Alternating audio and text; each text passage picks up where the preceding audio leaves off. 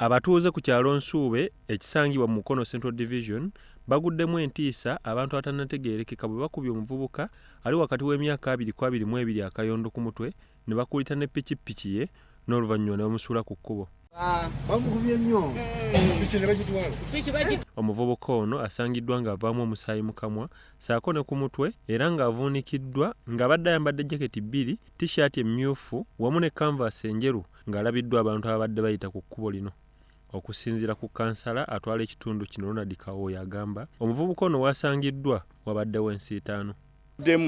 Ng'eragira ddala kubanga wano wabaddewo ensiitaano nga n'omusaayi weeguli nga kiraga nti baalwanaganye n'abantu abamututteko ppiki eno ne baba nga bamutuusizzaako obulabe okubanga takyasobola yadde okwogera.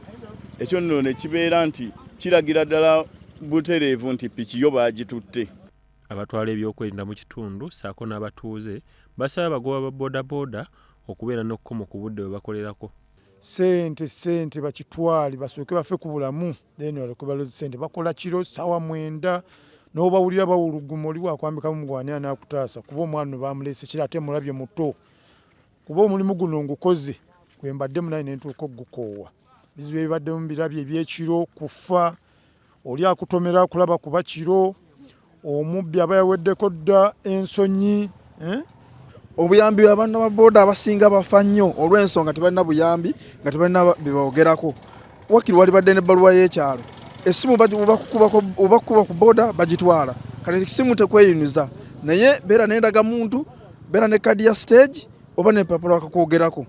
Ate nkubiriza n'abazadde abalina abaana mu gejje eyo bwetyo abaana temubakkiriza kuvuga ppiki kiro kuba obulamu bwabwe baba babutadde matigga. Deo Mutebi nga ye muwandiisi w'abagoba ba boodabooda mu disitulikiti y'e Mukono ne Wuma Lusebuyungo Operations Officer Uganda People's Reserve Force bagamba nti abantu bonna abali mu mulimu guno basaanye okufuna ebiboogerako ssaako n'okulaba nga beewala ebifo eby'obulabe.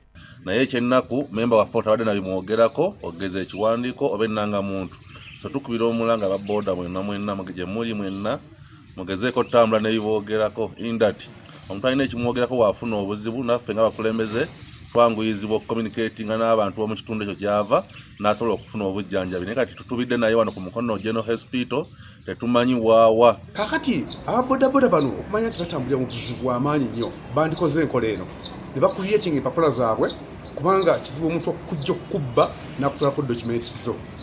Tubeerera endagamuntu eno omuntu agifuna mubende ati oli Mukono tetera kimanyi nti wagifunira mubende bayinza okukusuubiriza okubeera mubende good ya Uganda yonna naye tufunayo ate enkola endala etumanyisa etutuusa ku kijusi ti nze Ssebuyungo Umaru mbeera mu kifo bwe kiti neighbor wange yegundi wa 2 3. Bya Eric Yiga, Salt TV, Omunnyo.